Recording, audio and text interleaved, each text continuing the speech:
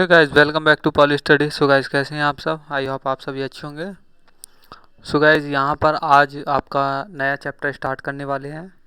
तो इस चैप्टर का नाम है आपका डिज़ाइन ऑफ शाफ्ट, और ये चैप्टर बहुत ज़्यादा अच्छा चैप्टर है और इस चैप्टर से लगभग हर बार 10 से 15 नंबर के बीच में पूछा जाता है। ओके, और ज़्यादातर इससे थ्योरेटिकल पोर्शन बनता है एक क्वेश्चन, और एक क्वेश्चन न्यूमेरिकल पोर्शंस का बनता है।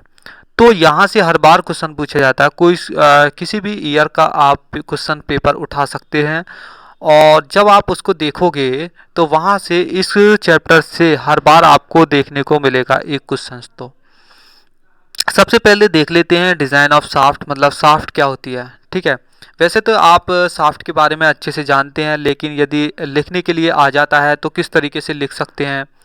तो अच्छे से लिखना है, अच्छे से आप लिखोगे तो एग्जामिनर अच्छे से नंबर देगा। ओके, तो यहाँ पर शाफ्ट की डेफिनेशंस क्या है, किस तरीके से हमें लिखना है। डेफिनेशन तो कोई भी इसकी होती नहीं है, लेकिन लिखना किस तरीके से शाफ्ट को आपको बताओगे कैसे कि आपकी जो एग्जामिनर पूछ रहा है आपके बारे में, मतलब आपके क्वेश्चंस के बारे में, वो किस तरीके से आपको लिखना है एग्जाम में।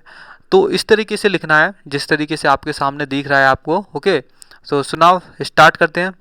शाफ्ट, शाफ्ट क्या होती है? शाफ्ट एक ऐसी मशीन अवयव है या एक ऐसा मशीन का कंपोनेंट है जो एक स्थान से दूसरे स्थान तक शक्ति को ट्रांसमिशन, मतलब या पारेषण हिंदी में हम बोल सकते हैं, के काम में आती है। मतलब जो काम होता है इसका मेनली यूज होता है वो होता है एक स्थान से, मतलब इस स्थान से इस स्थान तक पावर को ट्रांसमिशन करना, इसका काम होता है शाफ्ट का। ओके, सो ये विभिन्न घूर्ण गति करने वाले भागों को सहारती हैं, मतलब सहन करती हैं, तथा मरोड़ घूर्ण को भी पारेषित करती हैं। जो भी आपका टॉर्जनल जो होता है, ठीक है, मरोड़ होता है, उसको भी ट्रांसमिट कर सकती हैं। ठीक है, ये नहीं है कि रेखीय घूर्ण करे या वो पश्चाग्र गति करे, किसी भी तरीके की पावर को ट्रांसमिशन कर सकती है ये। ओके, शाफ्ट तो ये सामान्यतः जनरली रूप से ये दो प्रकार की होती है। नंबर एक ट्रांसमिशन शाफ्ट, नंबर दो मशीन शाफ्ट। ओके, तो नेक्स्ट यहाँ पर जो ट्रांसमिशन शाफ्ट है वो क्या होती है। देखो, जो आपकी पारेषण शाफ्ट होती है इनको हम लाइन शाफ्ट भी कह सकते हैं। ओके, लाइन शाफ्ट के नाम से भी हम इसको पुकारते हैं इन शाफ्टों को। ये शाफ्ट विद्युत मोटर से या इंजन से मशीन को ट्रांसमिशन करती हैं। जब शाफ्ट को जमीन से ऊपर दीवार के सहारे लगाया जाता है तब ये शाफ्ट ओवरहेड शाफ्ट कहलाती है। क्या कहलाती है? ओवरहेड शाफ्ट कहलाती है, जब ऊपर दीवार के सहारे लगाया जाता है जमीनों से।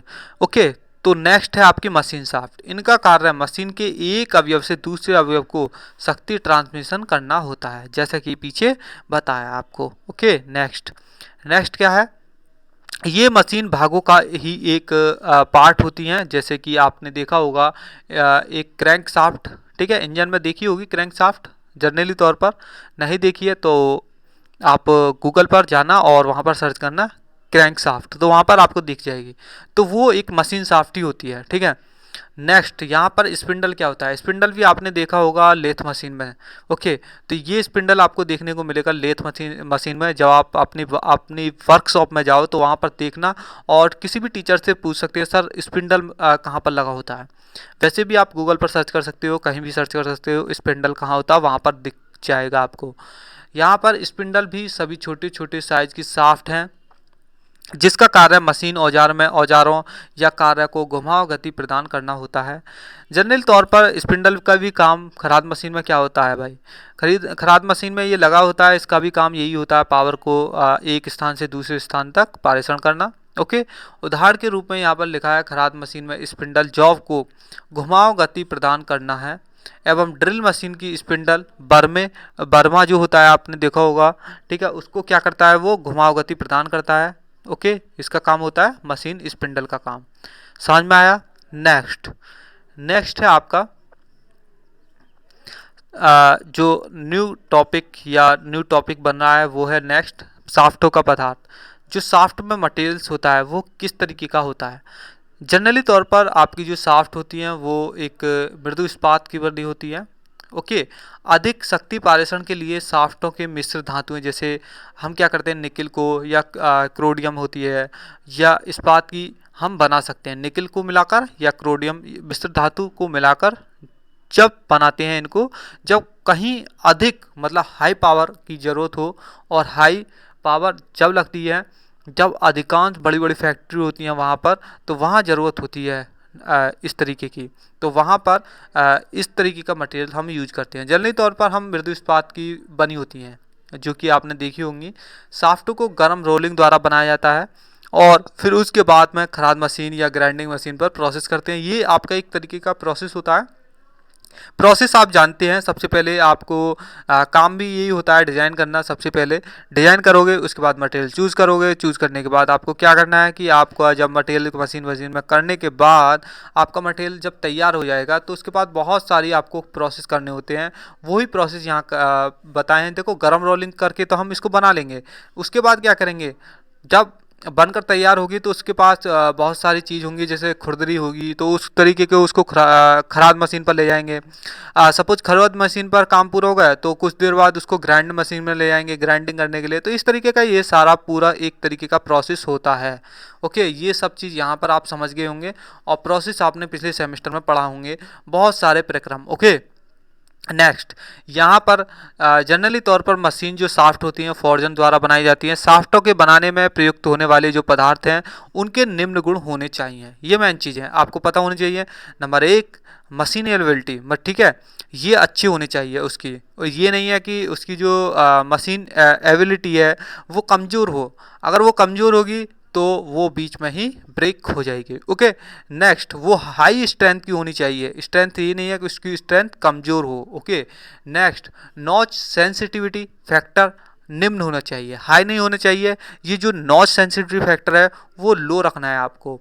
Okay, next, high wear resistance properties उच्च होनी चाहिए। ओके, सहन करने की जो क्षमता होगी वो थोड़ी उच्च होनी चाहिए। इसको हम हिंदी में बोलते हैं सहन करने की क्षमता। ओके, नेक्स्ट, इसके हीट जो ट्रीटमेंट होता है, ठीक है, ऊष्मा उपचार की जो आपने विधि पढ़ी होंगी पिछली सेमेस्टर में, ठीक है, तो वो क्या होनी चाहिए, वो उच्च होनी चाहिए। ओके, सामान्यतः जनरली रूप से साधारण शाफ्टों को जो ग्रेड होता है वो 40C8 या 45C8 या 50C4 या 50C12 इस तरीके की आती हैं। ये क्या होते हैं, ये ग्रेड होते हैं, इनकी ग्रेड, ठीक है, ग्रेड से ही आप पहचान करते हो।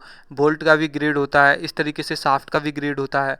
तो ये इस तरीके से इनकी जो ये जो ग्रेड हैं जनरली तौर पर ये सबसे ज़्यादा यूज होते हैं, और ये कार्बन स्टील से बनाई जाती हैं। ओके, नेक्स्ट, ये टॉपिक हमने पिछले जो आपका चैप्टर था उसमें लगभग ब्रीफ में नहीं, ब्रीफ में पढ़ा था, संक्षेप में शायद।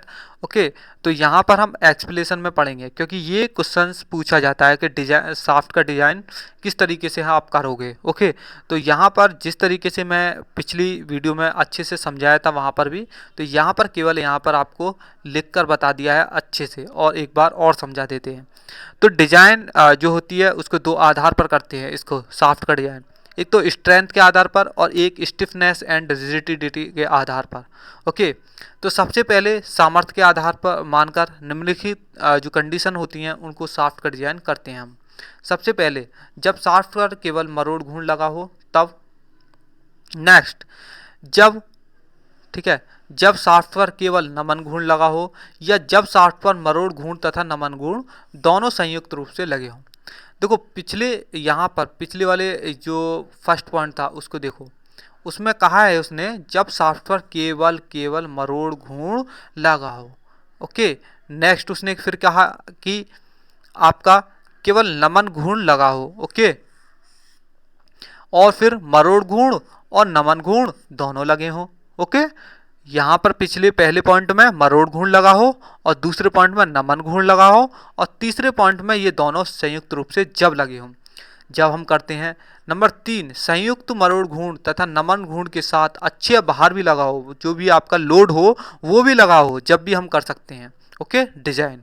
नेक्स्ट, शाफ्ट का डिजाइन उसकी घूर्ण दृढ़ता के आधार पर किया जाता है। ओके, तो यहाँ पर नेक्स्ट आगे चलते हैं।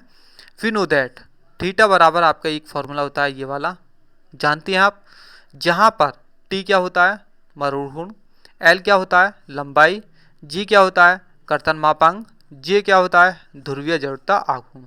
ये सब चीज़ आप पिछली वीडियो में देख चुके हैं और इनसे रिलेटेड आप क्या आंकिक प्रश्न सॉल्व कर चुके हैं। ओके, तो नेक्स्ट अब आते हैं अपने पॉइंट पर। कुछ विभिन्न कंडीशंस में हम मरोड़ कोण जो आपका एंगल होता है इसको इस प्रकार मानते हैं। जनरली कंडीशंस में क्या करते हैं, थीटा बराबर 1 प्रति 20 जो आपका 20 डायमीटर का जो व्यास होगा, जितनी भी 20 डायमीटर की साफ्ट वाली साफ्ट होंगी, ठीक है, तो वहाँ पर जो एंगल होगा वो 1 डिग्री होगा। समझ में आया? यदि इससे ऊपर पहुँचता है तो 1 डिग्री नहीं लेंगे। देखो आगे चलते हैं, लिखा है यहाँ पर लाइन साफ्टों के लिए, तो यहाँ पर जो 2.5 एंगल लेंगे, ठीक है, या 3.5, इन दोनों के बीच में होना चाहिए, 2.5 से बड़ा और 3.5 से छोटा प्रति मीटर साफ्ट की लंबाई, लाइन साफ्टों के लिए होगा ये एंगल। नेक्स्ट मशीन औजार के लिए क्या होगा, साफ्टों के लिए थीटा 0.26, ठीक है, प्रति मीटर साफ्ट लंबाई। अधिकतम सामर्थ्य को आधार मानकर साफ्ट का डिजाइन करेंगे। अब देखो नेक्स्ट क्या होगा, जब साफ्ट पर केवल मरोड़ घूर्ण लगा हो तब क्या होगा, T upon J tau upon R, ठीक है, ये केवल मैक्सिमम अपॉन आर कर दिया है, बाकी इसमें कुछ नहीं है।